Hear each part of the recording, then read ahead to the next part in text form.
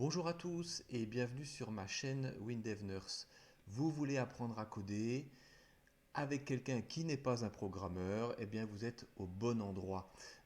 Aujourd'hui, nous allons parler de ce qu'on appelle le projet chez WinDev. Alors le projet, c'est quoi en fait? C'est une sorte de super dossier dans lequel WinDev va stocker tous les éléments qui vont être nécessaires pour créer votre application, votre logiciel ou éventuellement votre site internet.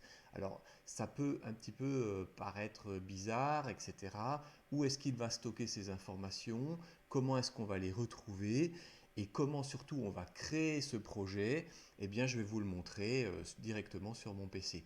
Quand on créera le projet, je vais un petit peu en profiter pour vous parler de l'interface de WinDev et surtout vous montrer ce que moi j'utilise pour créer mes logiciels ou mes applications.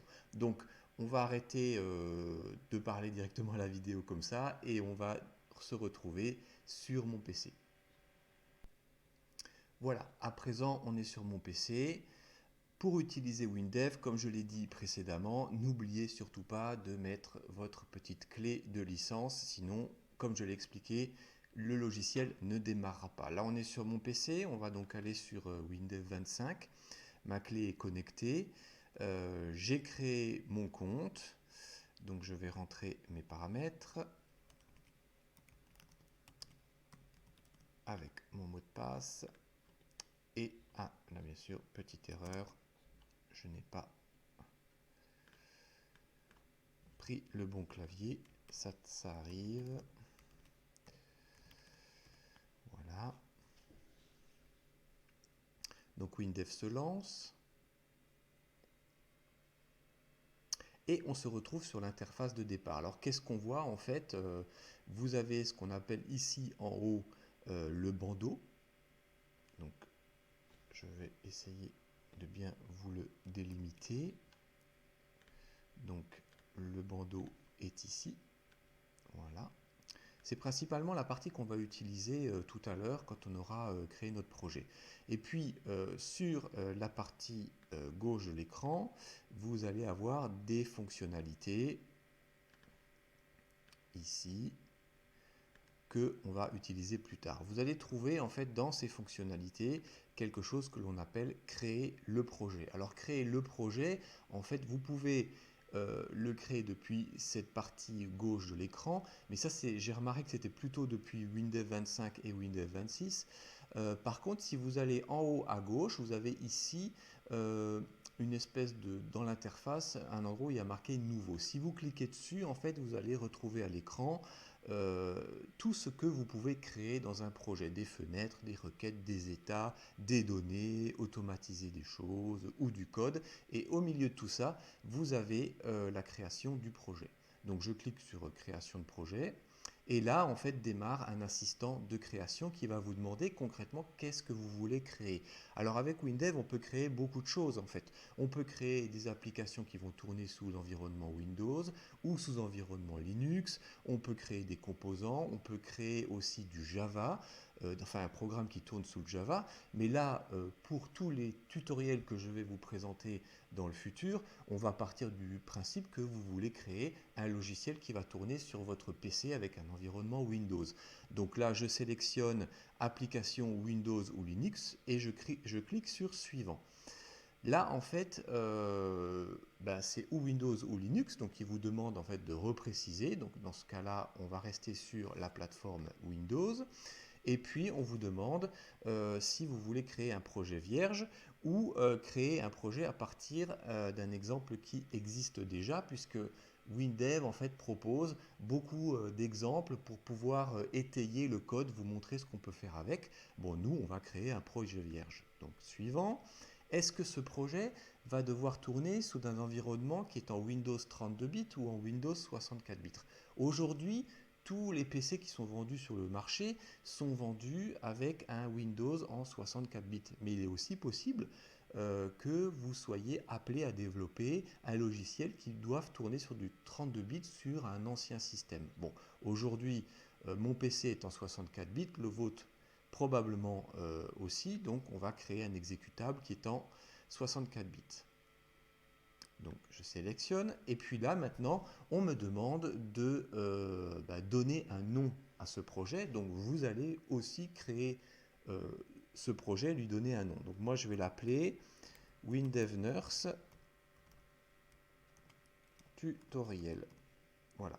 Donc, quand vous créez un nom de projet, quand vous créez du code, quand vous créez des noms de fenêtres, des noms de requêtes, moi c'est la façon dont j'écris les choses, mais je vous invite à éviter les espaces, les tirets et les choses comme ça. Donc moi, ce que je fais généralement, c'est que dans WinDev Nurse Tutoriel, ce que j'ai fait, j'ai écrit la première lettre de chaque partie importante en majuscule et puis le reste en minuscule. Mais vous pouvez créer vous-même votre façon d'écrire on va dire le code ou les noms de projet ou les noms de fenêtres. Mais surtout, si j'ai un conseil à vous donner déjà, c'est d'essayer de respecter une charte d'écriture que vous allez toujours utiliser dans votre projet. Personnellement, moi par exemple, je n'utilise pas tout ce qui est avec accent, aigu, grave ou circonflexe. J'évite tout ça et j'écris vraiment du code ou des projets avec seulement des lettres en majuscules et minuscules, pas de slash, pas de moins, pas de underscore, pas de choses comme ça. Ça reste très basique. Voilà, donc on continue maintenant dans le suivant. Là, on vous dit, est-ce que vous voulez mettre joindre des documents à ce projet? C'est peut-être par exemple si vous avez une société ou une petite entreprise qui vous demande de développer, vous pouvez par exemple y glisser dans cette partie on va dire les éléments ou peut-être le cahier des charges, on va dire du projet. Mais bon, là, c'est pas le cas. Et puis ensuite, dans cet assistant de création de projet, on vous dit est-ce que vous allez utiliser un gestionnaire de sources? Alors, gestionnaire de sources, pour moi, c'est ce que moi j'analyse, euh, je n'en ai jamais utilisé. Pour moi, c'est plus un outil qui est fait si vous avez plusieurs développeurs qui travaillent sur le même projet et qui vont avoir besoin d'accéder à des éléments de ce projet à distance ou depuis chez eux. Bon, là, on va créer des logiciels, des actions très simples qui seront principalement en local et vous allez être les seuls à coder. Donc, pas de nécessité de faire de gestionnaire de sources. Moi, comme je vous le redis, je ne l'ai jamais utilisé, je n'ai pas vraiment d'expérience, donc ce n'est pas moi qui vais vraiment vous dire comment on utilise ce gestionnaire. Donc, je n'utilise pas de gestionnaire de sources et je clique sur suivant. Et là, vous avez la charte de programmation. Bon, moi, alors, j'ai toujours utilisé la charte standard, mais peut-être que si vous travaillez à plusieurs, vous allez définir une charte de programmation. Donc, je passe cette étape pour aller directement à suivant. Et puis là, gros avantage de Windev, c'est qu'on vous propose déjà une charte graphique. C'est-à-dire que globalement, si vous voyez en fait tous ces gabarits proposés, s'il y en a un qui vous plaît, vous pouvez automatiquement le choisir comme votre charte graphique. Alors là, ici, je vais prendre une petite charte graphique qui me plaît bien. Là, je vais prendre... allez, on va aller sur le Blueberry. Alors en sachant que vous pourrez à tout moment dans le projet changer la charte graphique. C'est-à-dire basculer de la Blueberry vers par exemple la Chloé. Et là en fait WinDev va vous reconfigurer toutes vos interfaces, toutes vos fenêtres en fonction de cette nouvelle charte graphique. Alors évidemment, il est clair que si vous devenez très, on va dire, très aguerri à la création de chartes graphiques, à la création, on va dire, de champs spécifiques, si vous voulez, des formes spéciales, vous allez vraiment pouvoir créer vous-même votre charte graphique plus tard. Mais bon, pour des questions de facilité, aujourd'hui, on va choisir la Blueberry. Ensuite, dans l'internationalisation, les langues de projet. Bon, là, on va développer en français. On est globalement sur un site francophone, mais vous pouvez par exemple très bien décider de développer une interface en français et aussi de la développer en anglais. Bon, c'est très facile. Si aujourd'hui, par exemple, vous la développez en français et que vous décidez demain de rajouter une interface anglaise, eh bien, on peut le faire à travers la page d'accueil de WinDev. Donc même si vous oubliez de rajouter de l'anglais aujourd'hui, vous pourrez le faire plus tard. Donc on reste sur le français, on continue. Et puis là, on vous demande si vous allez utiliser une base de données. Oui, on va en utiliser une, mais on ne va pas la créer tout de suite. On va partir vraiment d'un projet très simple et on va se dire, tiens, maintenant je veux créer ma base de données. Donc là, on n'utilise pas pour le moment de base de données. Et voilà, le projet est terminé et vous cliquez sur terminer. Donc ce qui va se passer maintenant, c'est que Windev va compiler votre projet et il va le créer et automatiquement il va vous proposer d'aller créer une fenêtre, la première fenêtre de votre projet. Alors, je ferme cette petite interface pour revenir sur la page d'accueil de l'atelier de génie logiciel qu'est WinDev. Alors ce que vous voyez en haut à gauche ici, donc on est bien sur WinDev Nurse Tutoriel, vous allez voir en fait que certaines fonctions, quand votre projet sera créé, vont se débloquer. Donc ici, on en a parlé tout à l'heure, donc maintenant on peut créer des fenêtres, des états, des requêtes, du code. On va le faire ça dans des prochaines vidéos. Et puis vous avez la partie accueil, toujours pareil, la partie nouveau qui va vous permettre de créer tout ce dont vous avez besoin. Et vous allez pouvoir aussi ouvrir le projet où se trouve, enfin ouvrir, on va dire, le dossier où se trouve ce projet. Alors où est-ce qu'il se trouve? Et bien finalement, on va un petit peu sortir de WinDev. Je vais vous montrer dans votre PC où se trouve ce projet. Eh bien, si vous allez là dans l'explorateur de fichiers, et si vous allez dans votre disque local C, là où vous avez installé WinDev, vous allez retrouver un dossier qui s'appelle Mes projets, pour WinDev, on va dire généraliste, qui va créer des logiciels sous Windows et sous Linux, ou en Java. Et ensuite, vous avez des projets mobiles si vous avez WinDev mobile, et vous avez mes sites si vous avez WebDev. Donc là, on a créé dans mes projets normalement quelque chose qui doit s'appeler WinDev Nurse Tutoriel. Et si on regarde bien ici, vous allez retrouver le projet sous le nom WinDev Nurse Tutoriel. Je double-clique dessus, et puis là, bon, ben là, il n'y a pas grand-chose parce qu'en fait, on n'a fait que créer le dossier. Mais à chaque fois qu'on va créer des fenêtres, qu'on va créer par exemple du code, qu'on va créer de la base de données, des fichiers, tout ça va venir s'implémenter ici. Alors là, comme je vous ai dit, il n'y a pas grand-chose. Les gabarits sont stockés là. C'est simplement le gabarit qu'on a utilisé tout à l'heure, le Blueberry. Et puis, chose importante, c'est ce qu'on appelle l'exé. Et c'est là que vous allez retrouver l'exécutable du logiciel que vous allez créer.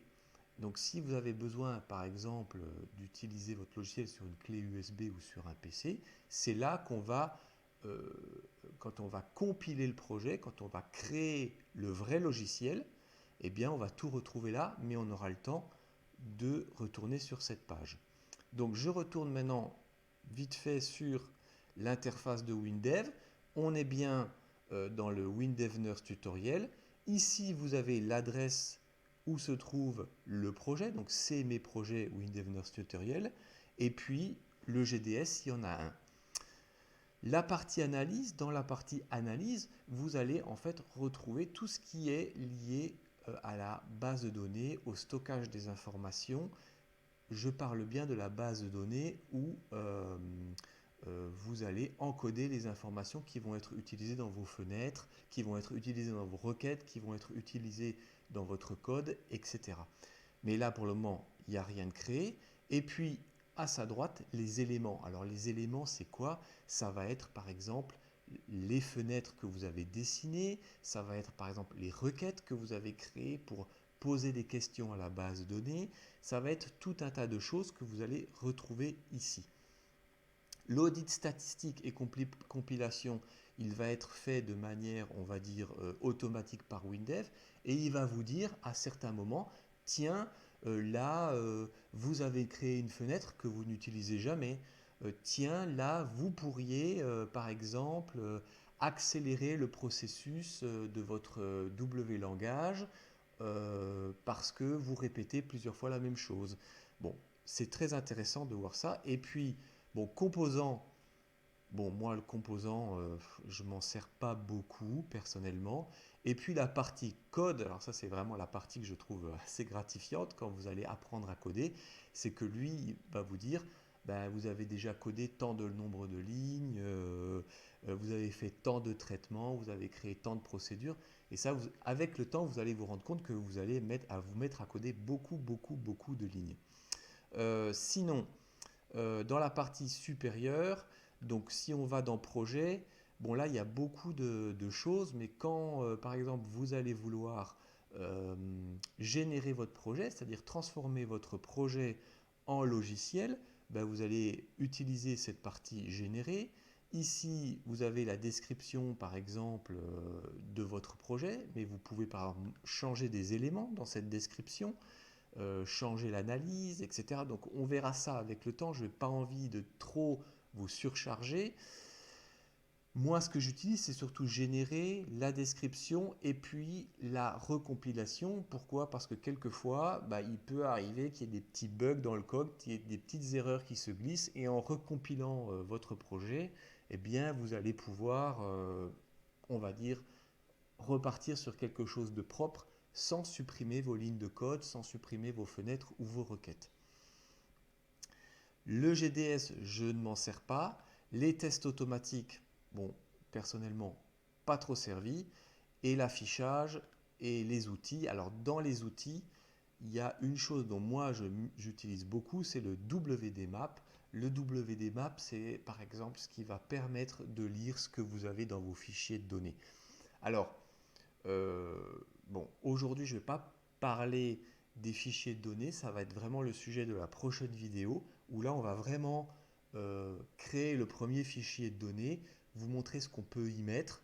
Donc, ce n'est pas l'objectif de la présentation d'aujourd'hui, mais c'est quelque chose qui est un petit peu dense, et peut-être que la prochaine vidéo va être un peu plus longue sur ce sujet-là.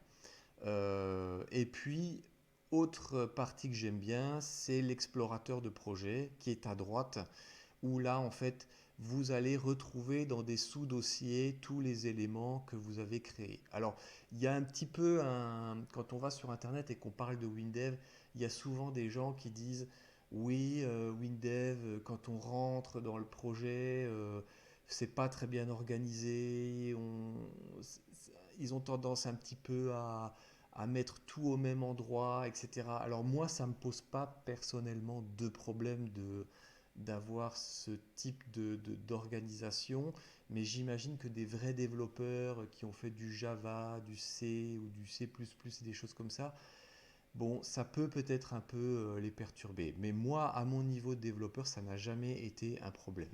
Voilà, voilà en gros pour l'interface. Là, on a créé le projet.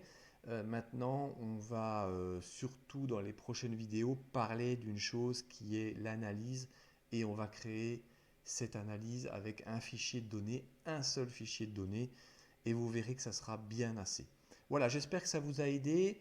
Euh, Si vous avez des idées, s'il y a des choses que vous voudriez plus voir dans la présentation, dans mes vidéos, n'hésitez pas, je vous répondrai volontiers aussi au niveau de la chaîne YouTube.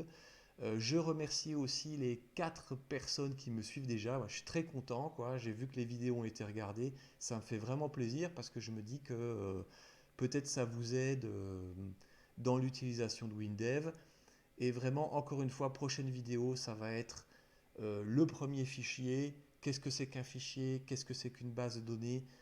Un peu complexe, mais on va essayer de faire ça simple. Allez, je vous dis à la prochaine vidéo et puis bye bye.